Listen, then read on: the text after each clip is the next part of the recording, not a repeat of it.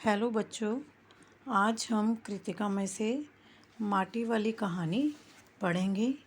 माटी वाली कहानी एक मिट्टी बेचने वाली औरत की कहानी है। तो आओ हम शुरू करें।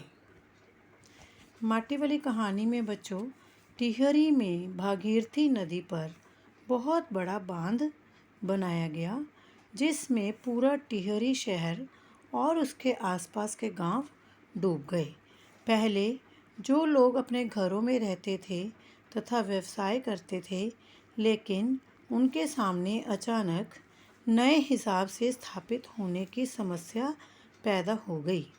माटी वाली कहानी भी इसी नई स्थापना की समस्या से जुड़ी है। नई स्थापना कौन सी है? विस्थापन की समस्या। विस्थापन का अर्थ है एक स्थान से उजड़कर दूसरे स्थान पर बसना। माटी वाली एक गरीब अनुसूचित जाति की महिला थी। वह बूढ़ी महिला पूरे टिहरी शहर में घर घर लाल मिट्टी देने जाती थी। बदले में लोग रोटी, कपड़ा और पैसा उसे दे देते थे। बच्चों, उसी से उसका जीवन चल रहा था। घरों की लिपाई पुताई में लाल मिट्टी काम आती थी। वह एक पुराने कपड़े की गोल गद्दी सिर पर रखकर ऊपर से मिट्टी भरा कनस्तर रखकर घर घर जाकर मिट्टी बेचती थी। कनस्तर यानी यहाँ पर पीपे को बताया गया है। उसे सारे शहर के लोग माटी वाली के नाम से पुकारते थे। उसका असली नाम कोई नहीं जानता था। एक दिन माटी वाली मिट्टी लेकर एक घर में पहुंची तो मकान मालकिन ने उसे 2 रोटियां दे दी। माटी वाली ने उसमें से एक रोटी अपने सिर पर रखे गंदे कपड़े में बांध ली। तब तक मालकिन चाय लेकर आ गई। पीतल का पुराना गिलास था। माटी वाली फूंक फूंक कर धीरे धीरे चाय पीने लगी। माटी वाली ने कहा कि अब शहर में किसी भी घर में ऐसी पुरानी चीज़ें नहीं रही हैं। इस पर मालकिन ने कहा, ये पुरखों की जुटाई चीज़ें हैं।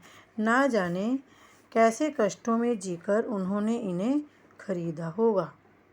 अब लोग इनकी कदर नहीं करते। अपनी चीज़ का मोह बहुत बुरा होता है। टिहरी शहर का मोह भी ऐसा ही है। अब यहाँ से उखड़कर हम कहाँ जाएं? माटी वाली ने जवाब दिया कि जिनके पास ज़मीन, घर, दुकान है, उन्हें कोई ना कोई ठिकाना मिल ही जाएगा। लेकिन माटी वाली जैसी बेघर बार मुजदिरन को कैसे कहीं ठिकाना मिलेगा? माटी वाली उस दिन शहर के कई घरों में मिट्टी डालकर आई और 3 रोटी बांधकर अपने बूढ़े पति के पास ले आई। इसी आस में वह रोज़ बैठा रहता था। आज तो वह अपने बूढ़े पति के खाने के लिए कुछ प्याज भी खरीद लाई थी, जिसे कूटकर उसे रोटी के साथ दे देगी। परंतु जब तक वह घर पहुंची, तब तक बूढ़ा मर चुका था। टिहरी बांध से उखड़े लोगों को बसाने वाले साहब ने उससे पूछा, वह कहाँ रहती है? घर का प्रमाण पत्र लेती आए। परंतु उसके पास तो ऐसा कोई प्रमाण नहीं था। वह तो सारी जिंदगी माटी खाने से माटी खोदकर ही बेचती रही। माटी खाने का भी उसके पास कोई कागज़ नहीं था। ऐसे में उसे सरकारी मदद नहीं मिल सकती। उसने कहा कि बांध बनने पर मैं क्या खाऊंगी साहब? साहब ने जवाब दिया कि इसका फैसला हम नहीं कर सकते। टिहरी बांध भरने लगा। शहर में भी पानी भरने लगा। सारा माटी खाना पानी से लबालब हो गया। लबालब हो गया यानी भर गया। शहर में भगदड़ मच गई। शहर के लोग घर छोड़ छोड़कर भागने लगे। माटी वाली अपनी झोंपड़ी के बाहर बैठी है और गांव से आने वाले से एक ही बात कहती है, गरीब आदमी का शमशान नहीं उजड़ना चाहिए। बच्चों, यहाँ पर गरीब आदमी का शमशान नहीं उजड़ना चाहिए। इसका आशय है कि गरीब आदमी का रहने का ठिकाना नहीं छीनना चाहिए।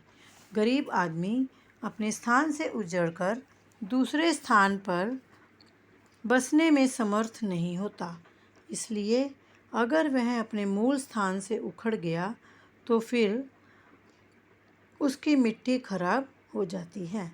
इसलिए उसे अपने निवास स्थान पर ही अंतिम सांस लेने का अधिकार होना चाहिए। उसे अंतिम यात्रा अर्थात शमशान तक वहीं रहना चाहिए जहाँ का वह मूल निवासी है। बच्चों, यहाँ पर जो विस्थापन की समस्या के बारे में बताया गया है कि एक स्थान से उजड़कर दूसरे स्थान पर बसना विस्थापन की समस्या है। ये बहुत बड़ी समस्या है।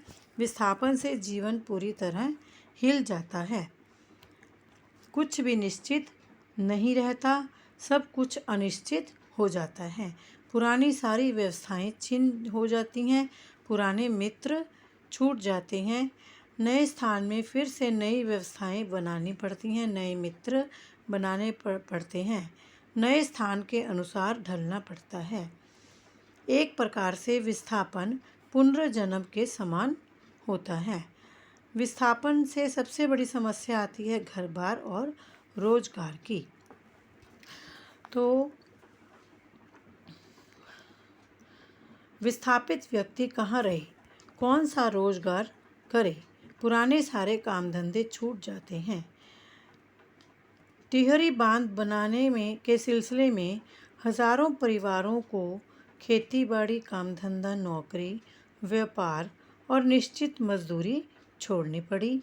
माटी वाली की पीड़ा को हम बच्चों समझ सकते हैं। धन्यवाद।